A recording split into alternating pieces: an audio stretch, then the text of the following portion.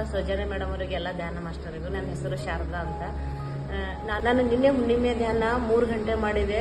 ಆದರೆ 3 ಗಂಟೆ ಕಾಲ ನಾನು 2 ಕಾಲಗಳು ಇದೇ ರೀತಿ ಒತ್ಕೋತಾ ನಮ್ಮ ಮನೆಯಲ್ಲಿ ಧ್ಯಾನ ಮಾಡಿದೆ. ಹೊಟ್ಟೆ ಬಿಡ್ಲಿಕ್ಕೆಲ್ಲ ಅಷ್ಟೊಂದು ನೋವು. ಎಷ್ಟು ನೋವು ಅಂದರೆ ನಾನು ಪ್ರತಿಯೊಂದು ಕಾಲುಗಳನ್ನು ಈಗ ಕಟ್ ಮಾಡಿ ತೆಗೆದು ಇಡ್ತಾ ಇದ್ದಾರೆ. ನಾವು ಇಲ್ಲಿ ಹಿಡ್ಕೊಂಡು ಇಷ್ಟು ಪಾದದವರೆಗೂ ಅಷ್ಟೊಂದು ವಿಪರೀತ ನೋವು. ಅದೇ ರೀತಿ ಮಾಡಿದೆ. ಆದರೆ ಇವತ್ತು ನಾನು ಇಲ್ಲಿ ಪಿರಮಿಡಲ್ಲಿ ಧ್ಯಾನ ಮಾಡಿದೆ.